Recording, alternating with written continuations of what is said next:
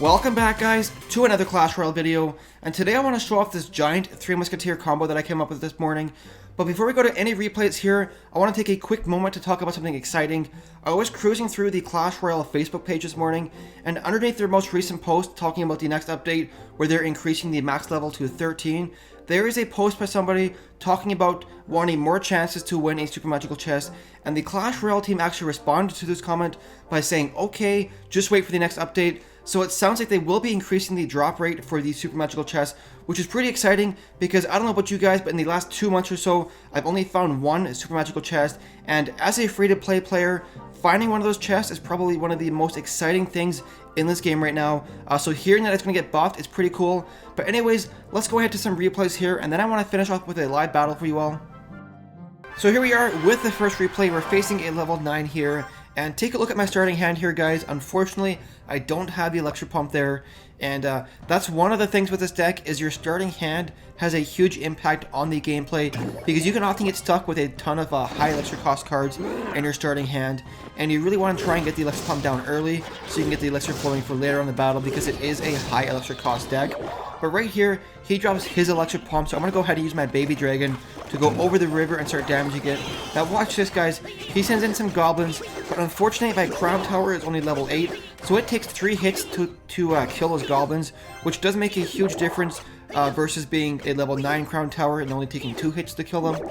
I am only a couple experience away from level 9, but I am just kind of waiting, deciding what I want to spend my gold on, because my gold is extremely limited right now, and I want to make sure that I upgrade the right cards.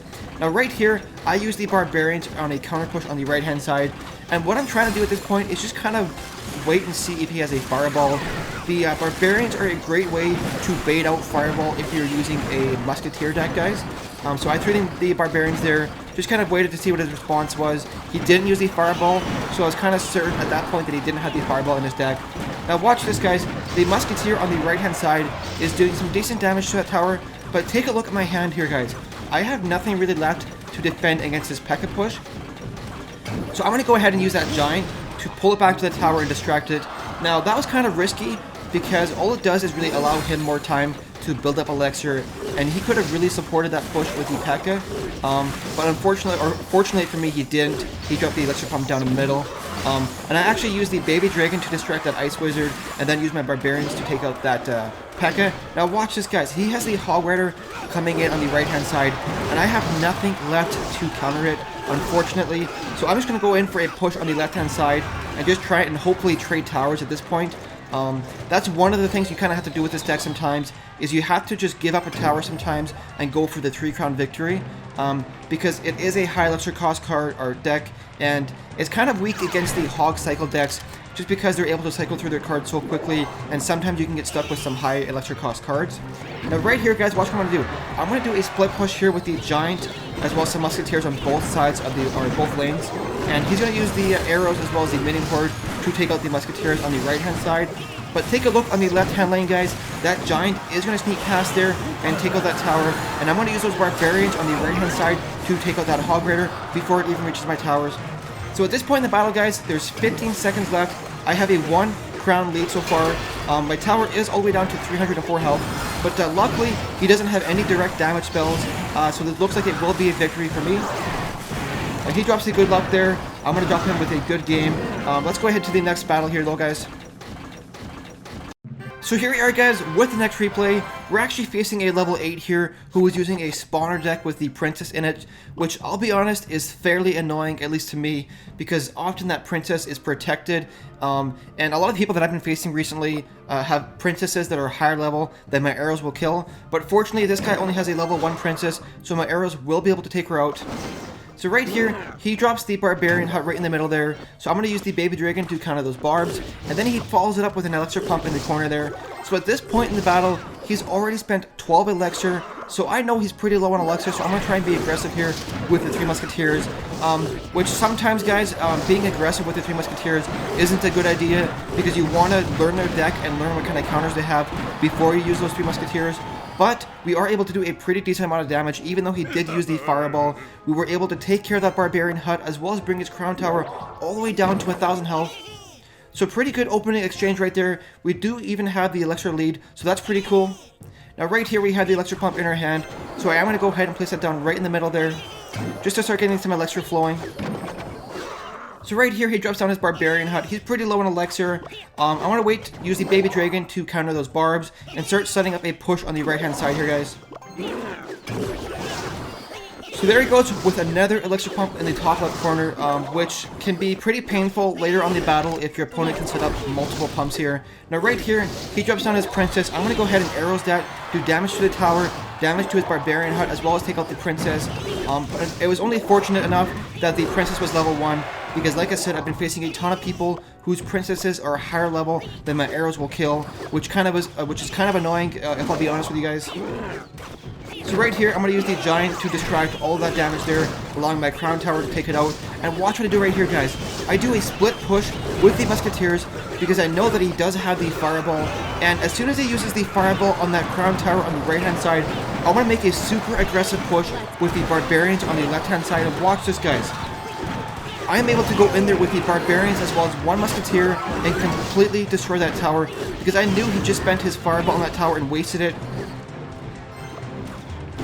So now at this point, guys, there's 40 seconds left. He's got a Giant marching in here. I'm going to try desperately to defend against this Giant, take it out before he does any damage to my tower, because my tower is all the way down to 1,000 health at this point. And so here we are, there's 25 seconds left. I've got a pretty good counter push going on here. I'm going to use the Rage Spell here. The Giant will make it in there and get a couple hits off on that tower, but unfortunately he won't be able to take it out. And that was kind of risky, guys, at this point in the battle, because I do have the one crown lead already, so I didn't really have to play aggressively. I probably should have saved that Elixir for defending, because right here he has a pretty strong counter push going on. But we are able to hold out for the 1 crown victory. Let's go ahead, guys, and try and fit in a live battle. So here we go, guys. Now you probably noticed that I have a bunch of upgrades available for this deck.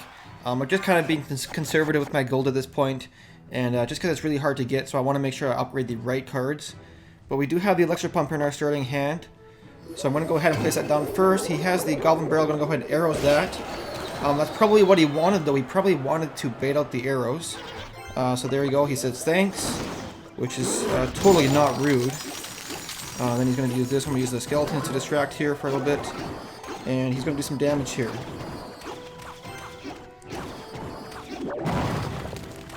So that was a good play by him. With the Goblin Barrels to bait out the arrows. And at this point, I'm going to go ahead with the Giant in the back for a slow push.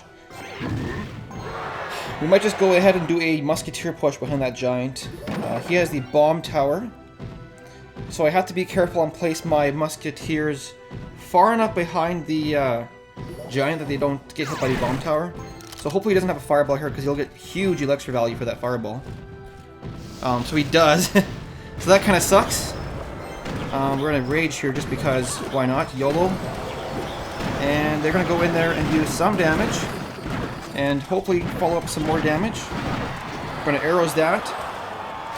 And I am expecting him to go up the Goblin Barrel afterwards. I wouldn't be surprised if he used a Goblin Barrel and a freeze combo in a moment here. So we've got to be ready for that.